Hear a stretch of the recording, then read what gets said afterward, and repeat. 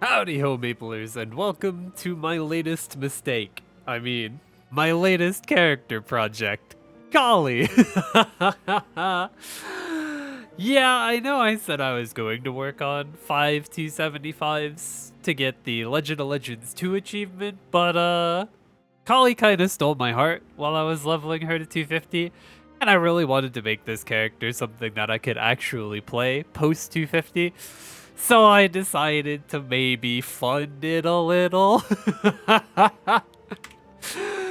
So, the Khali. Alright, this character right now has about 35 bill invested into it. Just a little bit. She's starting off pretty strong, but oh my god, there's so much work I need to do on this character still. For the stats though, dude, look at that. Almost 30k? That's pretty respectable. For the gear, I'm reusing my old Meister ring from the Nightwalker since I didn't really need it anymore. I don't really care to ring swap with my Ring of Restraint for bossing or anything. That's a little too tedious for my blood. So, rather than sell it off, why not reuse it on a new luck class? It's perfect fit for Khali, honestly. Her second ring is a Blackgate ring, also 21% on the potential. This item, much like most of Khali's items, need to be rescrolled very badly. I am missing out on quite a lot of stat because these are all absolutely garbage scrolling. I kinda decided I was going to fund Khali to actually play her post 250 after Fever Time ended. Yeah, I'm a genius of a player, I know. So most of these are gonna look pretty bad. The reinforced ring is just 18% main pot. Much like all of my cubing endeavors, I can only ever get all stat, so I got 2 lines of prime all stat and then luck. Why not? It's 18% luck, works for Khali. Her superior Gollix ring, 21% main pot, scrolled properly, 2 lines attack B pot. For Khali, I did put the stopper on going for 2-line attack B pot, although she is one of the better attack scaling classes in the game with her weapon multiplier being so good. B-pot occults are just getting so expensive, and the cube changes are fast approaching. I figured I'd pull my punches on that part and just put them off until a later date, because I need all the cubes I can get for my Nightwalker to get all of her shit to epic and actually in a good state, so she makes big gains off of that. For the second pendant, I am literally just using the fake Abso, or fake Dominator pendant rather. It's more than good enough. The 6% crit is gonna throw a monkey wrench in the wheels once I replace this for a Daybreak pendant down the line, because I'm gonna have to redo everything and get the crit sorted out, but for now, perfectly good enough. 2-line pendant, this was just chilling in my storage for about 4 years. I made this all the way back when I was first starting in Bara for my Shadower at the time as a damage pendant, but yeah, then I never got around to using it. It also already has an epic B-pot, which is perfect for the B-pot changes. Boom bam, free epic B-pot, should be a easy 4 or 6% gain there. Then her weapon.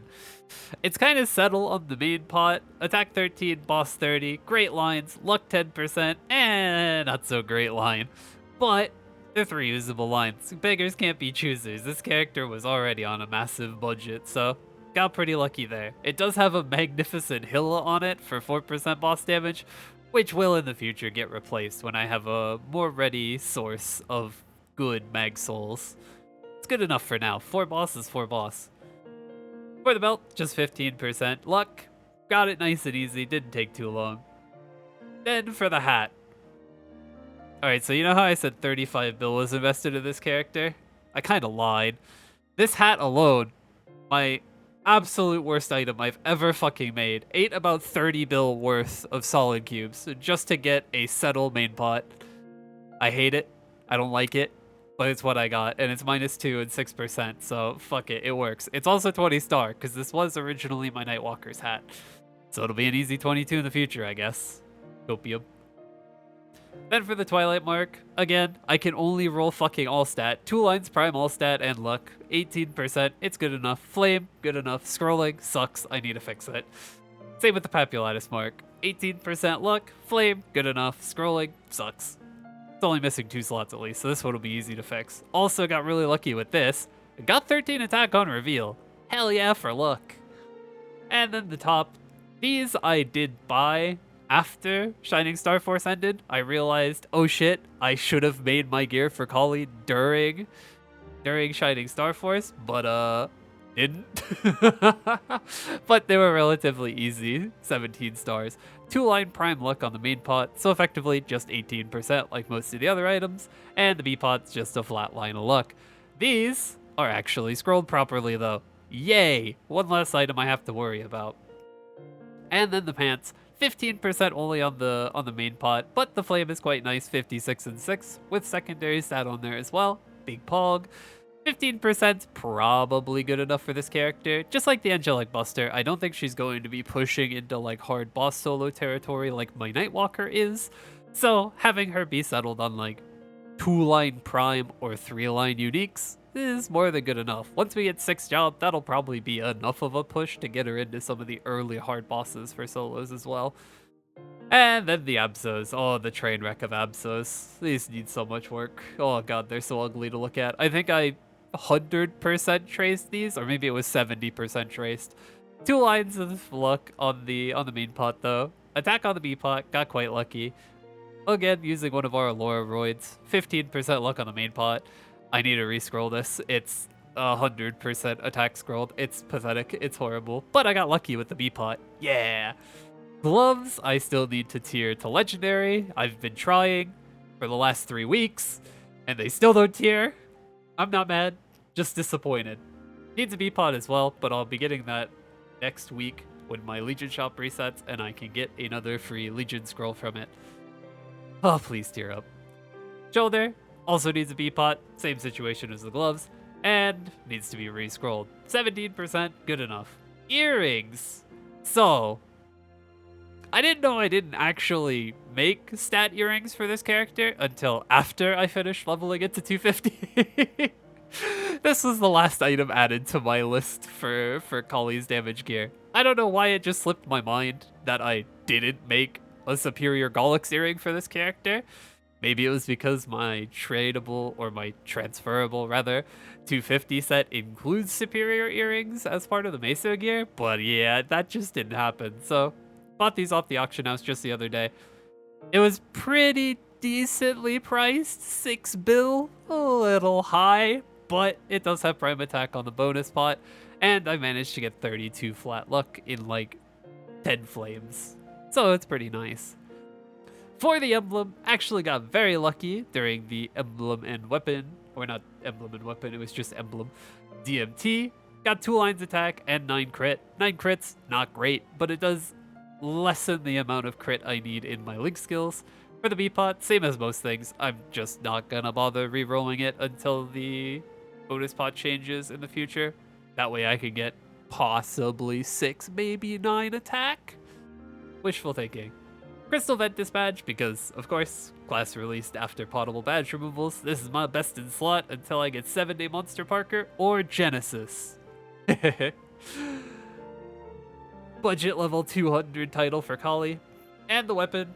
I am very tempted to reroll this for 21 attack, but I have other pressing needs for my solid cubes. 18 attack, more than good enough for now.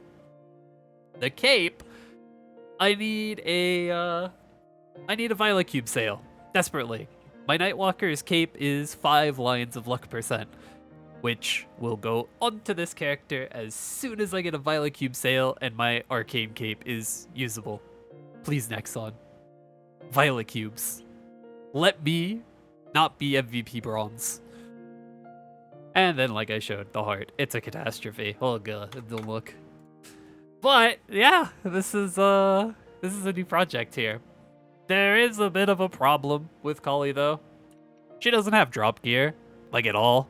And she's now 250, which means I'm at the point where I need to start working on familiars for her, because she also doesn't have familiars, like at all. No drop familiar, no boss familiars, not even a measly IED or healing familiar, absolutely zero. And if I'm going to be trading 250 to 260 and working on familiars as my primary focus, I really don't want to do it when all I have for drop is 1 line of measly drop. So this character, despite how much I'm enjoying playing her, and the fact that I want to keep playing her, kind of has to go on the back burner for a little while. I need to finish getting my drop gear.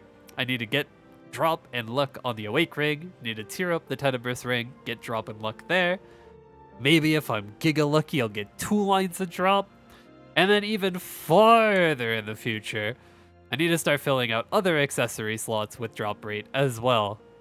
Yeah, this is gonna be a long work in progress.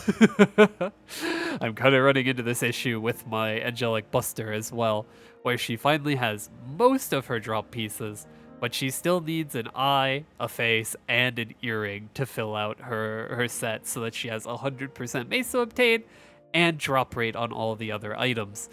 It's pretty rough getting that done. I've been playing the AB for a while now, and I had started prepping AB for her 275 journey even longer still. So I don't know when I'm actually going to be able to get back to this character. Also doesn't help this is another thief, so it's a little lower on the priority totem pole than getting the other 275s for my Legend of Legends 2 achievement. But where Khali's at right now is pretty solid. Just by continuing to do my dailies, she's still gonna get a lot of stat, and if I do manage to like over farm familiars on my AB and then transfer them over to this character to kind of game the system, there's a chance I could just push her to 260 and start working on her Sacred Force without needing to worry about farming familiars at all.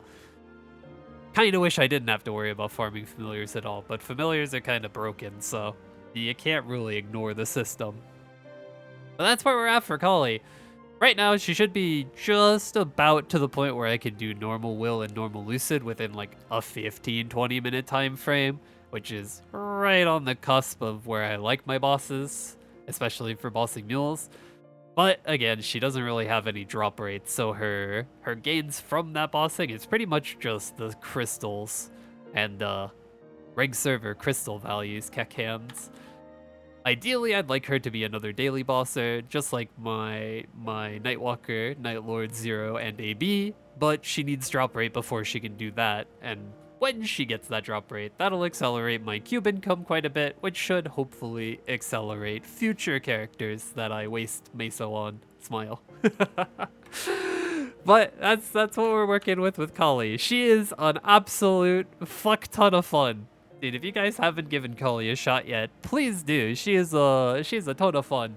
And she's actually not as reliant on a cooldown skip inner as you might think. It's very convenient, but it's not super important. It's not on the level of like skipping Bat for Cadena, let's say. It's a nice damage boost, but it's not super necessary. So you don't need to stress over cooldown skip too much. But anyways, that's where Khali's at for now. Hope you enjoyed this little video here, and I hope we see some more Khali content here in the future.